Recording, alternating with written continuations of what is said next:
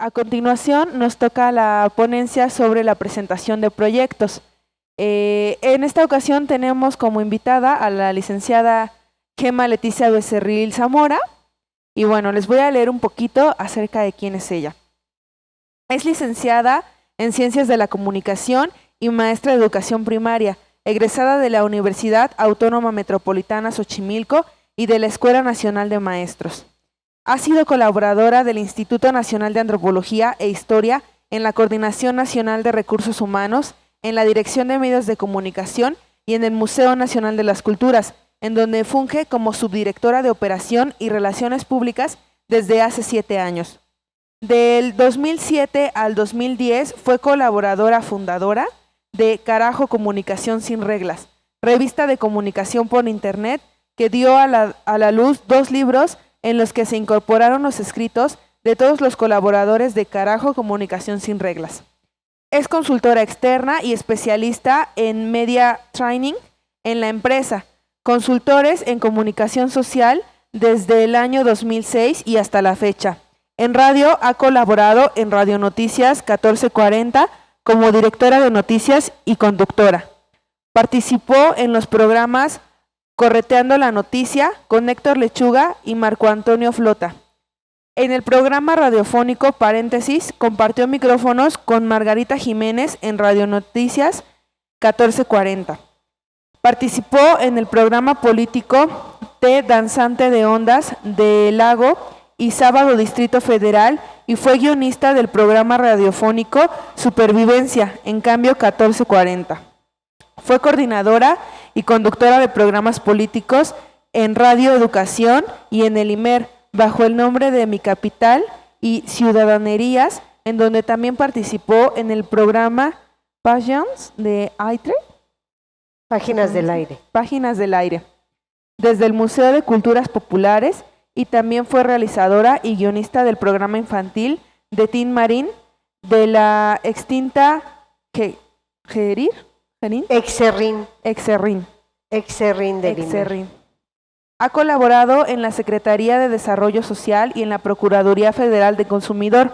En las delegaciones Álvaro Obregón y Benito Juárez se desempeñó como asesora y secretaria técnica de la Junta de Vecinos respectivamente. Actualmente es subdirectora de Operación y Relaciones Públicas del Museo Nacional de las Culturas. Bueno, esto es para que se den un quemón de a quién tenemos esta tarde. Aparte de todas las maravillas que es como ponente y de toda su experiencia, es una persona excepcional. Es una persona que está comprometida con su ámbito, con su área de trabajo. Y bueno, pues sin más preámbulos, los dejo para que nos enseñe cómo se presentan los proyectos. Muchas gracias. Gracias, Alejandra, muchas gracias.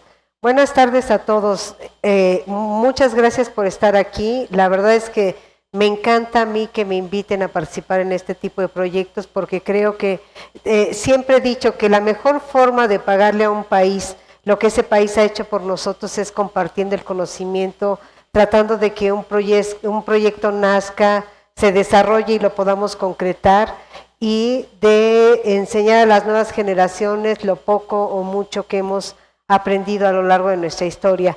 Hoy me han invitado a hablar de la presentación de proyectos y espero que esta presentación sea de utilidad. Quise retomar así como los elementos básicos para compartirlo con ustedes de cuáles son las ideas centrales para presentar un proyecto.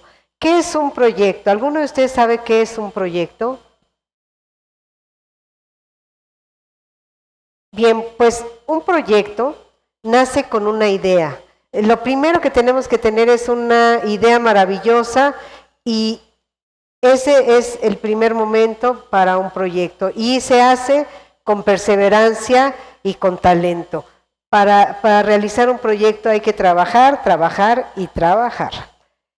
Un proyecto, como lo dice aquí, es un conjunto de acciones que se planifican para alcanzar una meta establecida con una determinada cantidad de recursos. ¿Qué es importante, las ideas o el dinero? ¿Qué creen ustedes que sea lo importante? Exactamente, van juntos. Es tan importante tener una gran idea como tener el recurso para ejecutarla, porque podemos tener todo el dinero del mundo, si no tenemos ideas o capacidad de gastarlo, de nada nos sirve. O al revés, podemos tener una idea extraordinaria y si no tenemos el recurso para concretarla y llevarla a cabo, la idea se va a quedar ahí como maravillosamente guardada en algún lugar. Una idea y un gestor cultural. El diseño de proyectos culturales es uno de los temas que más ocupa y motiva a los gestores culturales. Un gestor cultural que creo que se nos da por naturaleza. La gente que le gusta trabajar en la cultura, sabemos que no es el espacio donde más se gana, no es el ámbito donde más fluyen los recursos, creo que es donde más trabajo cuesta conseguir financiamiento para ejecutarlos, pero sabemos qué es lo más útil a la sociedad, qué es lo que nos hace crecer, qué es lo que nos hace amar a nuestro país, qué es lo que nos ayuda a contribuir para establecer buenas relaciones entre los seres humanos. Y curiosamente, en todos los sistemas políticos, no solo en el de México, sino en todo el mundo, siempre que hay un recorte presupuestal, a la primera área donde voltean a mirar es al sector cultura, es donde siempre se vienen los primeros recortes cuando hay crisis económica. Bueno, estructurar con excelencia un proyecto es la principal garantía de que sea exitoso. Conocer las premisas para elaborarlo es una herramienta imprescindible para la gestión. Es importante planificar, pasar de la idea, de la gran idea, a concretar nuestro proyecto. Las bases contextuales del proyecto son, primero, tenemos que establecer con claridad cuál es nuestro entorno, cuáles son las finalidades, la dinámica territorial y la dinámica sectorial. Sabemos que hay casas de cultura, museos, por ejemplo, hay museos nacionales, museos regionales, museos estatales, museos municipales, algunos dependen del INA, otros del INBA, otros del gobierno municipal, otros de gobiernos estatales, otros más de los gobiernos federales a través de estos institutos de antropología e historia o del Nacional de Bellas Artes. El conocer toda esa dinámica de cómo se desempeña las áreas culturales nos va a ayudar para enfocar nuestros proyectos y saber en dónde los podemos insertar. Para eso vamos a encuadrar en el contexto de las políticas públicas nuestra gestión cultural. Tenemos que saber el origen y el análisis interno de las organizaciones gestoras y los promotores culturales. Si queremos trabajar en el ámbito de la cultura, hay que saber cómo se mueven, cómo se manejan, cuál es la estructura de las instituciones, tanto públicas como privadas. A veces un bien que pensamos que puede ser muy útil, por ejemplo, un proyecto cultural que creemos que puede ser muy útil en el ámbito público, en museos, por ejemplo, de Bellas Artes, de repente por su calidad, por su trayectoria, por la aceptación que tiene la sociedad, puede encontrar gran eco en museos particulares, en museos privados. Por ejemplo, estoy pensando en una exposición itinerante. Tenemos una valiosa exposición itinerante que podemos pensar para un museo estatal y termina itinerando por un municipal, por un museo federal y a veces hasta en los museos privados. Bueno, cuando ya concebimos una gran idea, les decía, lo siguiente es trabajar, trabajar y ponerse a trabajar. Al poner manos a la obra, lo primero que tenemos que hacer es definir un proyecto. Recuerden que siempre hacemos mejor lo que sabemos, lo que nos gusta y lo que disfrutamos.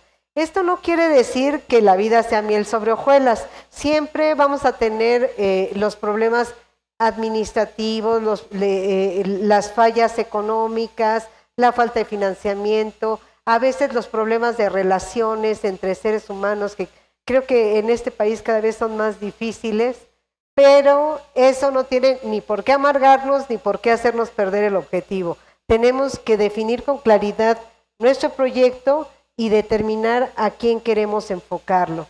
Después de que tengamos el proyecto sobre el cual queremos trabajar y a quién lo vamos a dirigir, tenemos que establecer los contenidos que va a tener nuestra propuesta, vamos a clarificar nuestros objetivos, cuáles son las metas que queremos alcanzar en un corto, mediano y largo plazo para concretar este proyecto.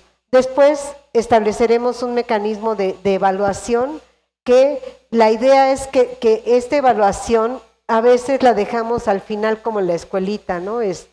No estudiamos en todo el año y un día antes de que se acabe, porque ya va a venir el examen, queremos estudiar y aprender lo que no trabajamos a lo largo del año.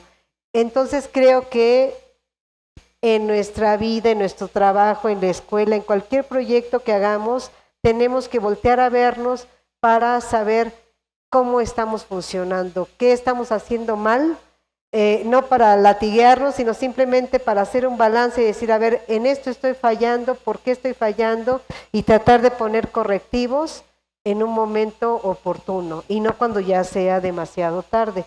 Estructurar las líneas estratégicas por donde tenemos que avanzar, definir nuestras acciones,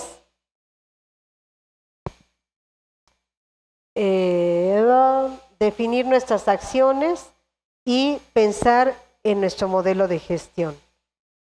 Después de esto, pasamos a la etapa de hacer realidad nuestro proyecto, planificar la producción del proyecto. Yo quisiera hablarles brevemente de hace muchos años, cuando era estudiante de la UAM Xochimilco, queríamos hacer un proyecto en Arriaga, Chiapas. Arriaga es un pueblito perdido que en ese momento era 86 porque fue el Mundial en México.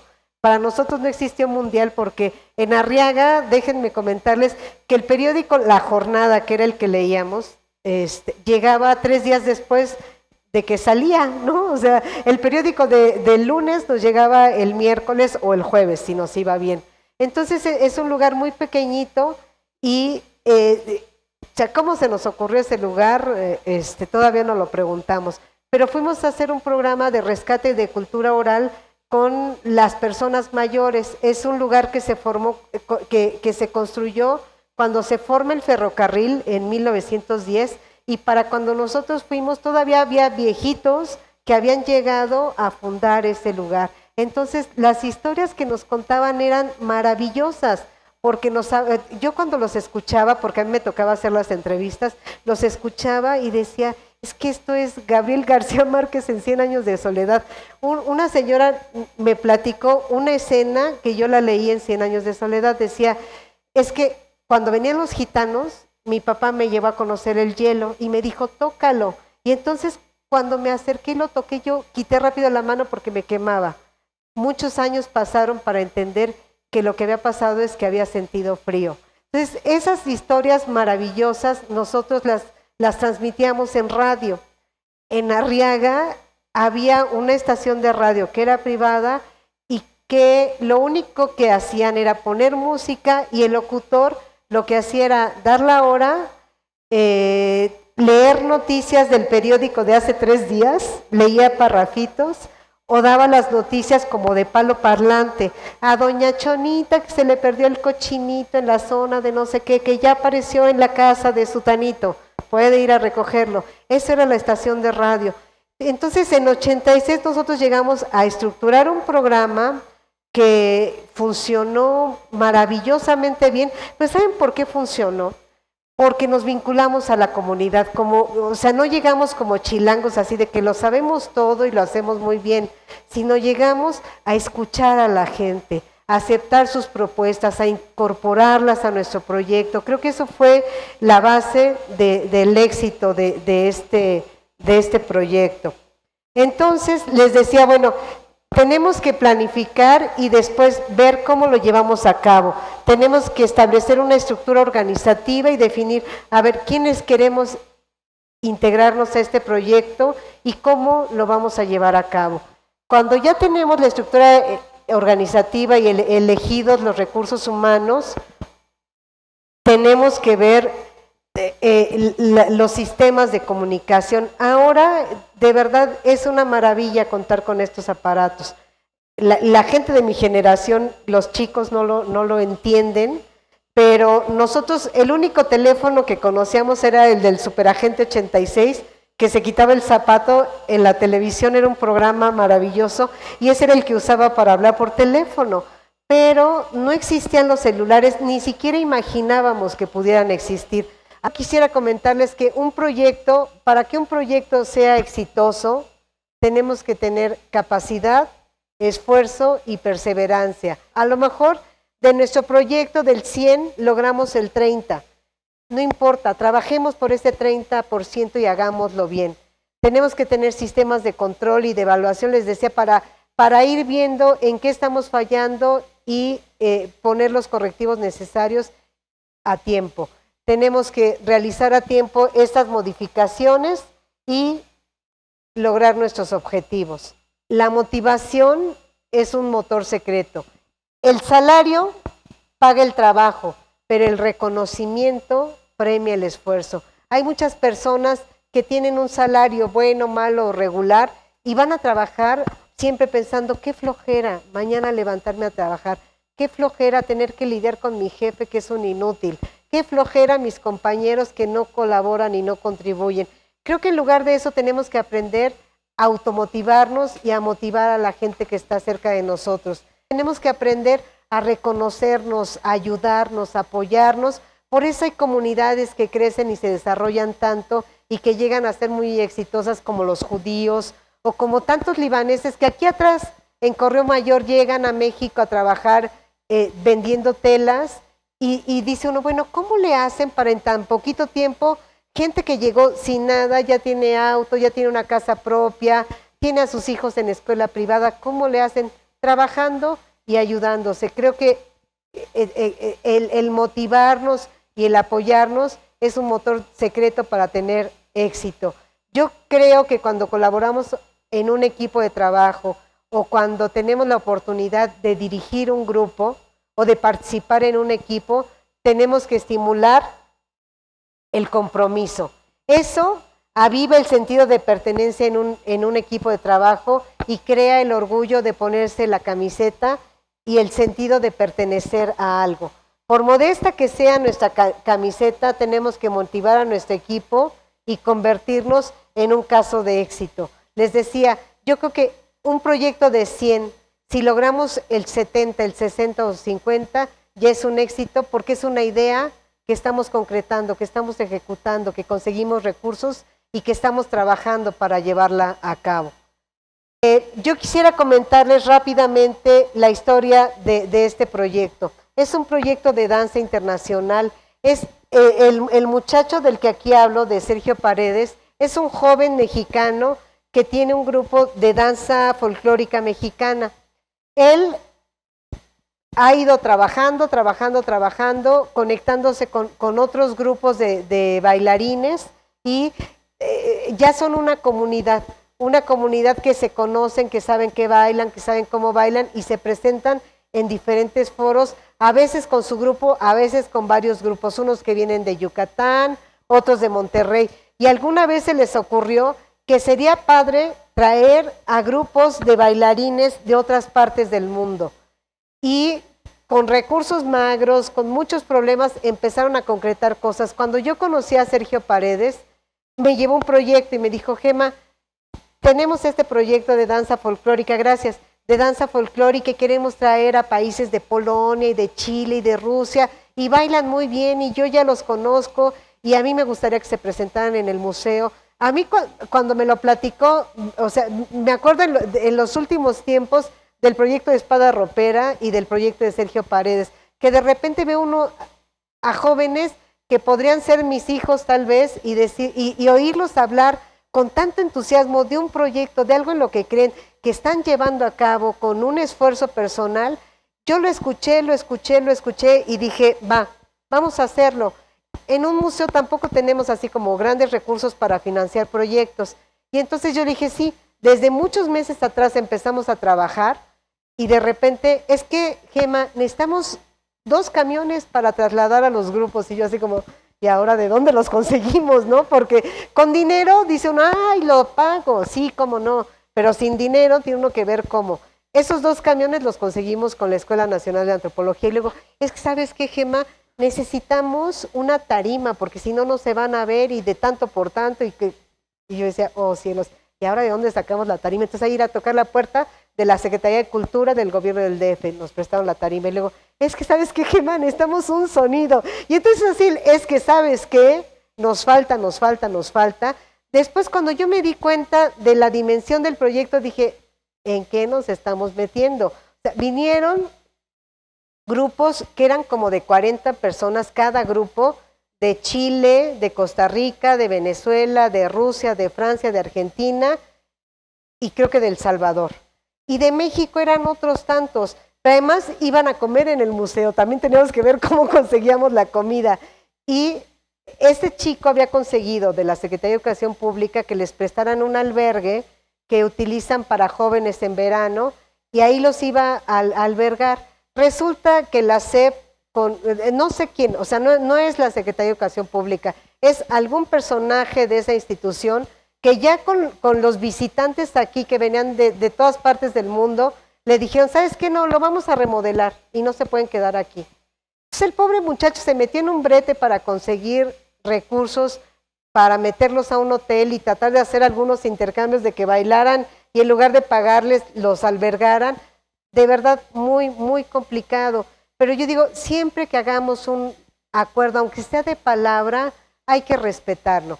Porque cuando no cumplimos nuestra palabra, aquel emprendedor que está intentando sacar adelante un proyecto, lo podemos echar al caño si nosotros no cumplimos nuestra palabra. A mí me parece que es una gran ingratitud cuando alguien ya hizo todo un esfuerzo para traer estos grupos, que de repente digan, ¿sabes qué? No hay dónde se queden, ¿no? No se me hace justo, no es correcto, y yo creo que tenemos que volver a los orígenes de los abuelos o los bisabuelos, que el valor de la palabra era mucho más importante que una firma en un papel, ¿no? Entonces, cuando nos comprometemos a ayudar, a trabajar, podemos cometer errores como seres humanos, podemos no tener la capacidad para alcanzar el 100 y vamos a dar el 50, podemos cansarnos, pero no de mala fe. O sea, yo creo que cuando uno se mete en este tipo de proyectos, tenemos que hacer el mayor esfuerzo y con la mejor buena fe para que las cosas se consoliden y se concreten. Si ustedes hubieran visto a estos grupos desfilar por el centro histórico, o sea, ver a las niñas, estas son de Polonia, estos son sus trajes, y si ven, están doblando una esquina del centro histórico. Este fue el cartel con el que nosotros invitamos a que nos visitaran ese día en el museo. Y fue maravilloso. O sea, cuando los veíamos bailar a grupos extranjeros y mexicanos, la verdad es que los mexicanos, con una gran calidad, además, todos llevaban música en vivo. Entonces, de verdad, el museo se convirtió en un espacio maravilloso. Tuvimos entre sábado y domingo una visita de 7,500 personas que fueron a este festival de danza. Después de estar cerrados como 3 años por la reestructuración que estábamos viviendo. Entonces, ver las caras de las personas que iban a ver este festival de danza, ver la emoción con que le aplaudían a estos grupos, decíamos Sergio y yo creo que con esto ya pagamos todos esos sinsabores que tuvimos a lo largo del proyecto, porque valió la pena ese esfuerzo. Fueron 7,000 personas que no se movieron de sus asientos o de su espacio porque muchos estaban de pie hasta que los grupos terminaron. Había hasta niños chiquitos bailando la danza de los machetes y de verdad fue un espectáculo maravilloso. Y yo les decía, bueno, yo creo que tenemos que agradecer a Sergio Paredes el esfuerzo que hizo, porque aunque viajáramos por el mundo, aunque tuviéramos esa opción, no tendríamos la oportunidad de ver en un solo momento, en una sola sentada, una explosión maravillosa de música, danza, tradiciones, costumbres, cultura, armonía, belleza por todos lados. O sea, yo creo que hay que saber reconocer esas propuestas a las que les tenemos que apostar. Y si sus proyectos tienen corazón, la gente lo va a notar y se los va a agradecer. Muchas gracias.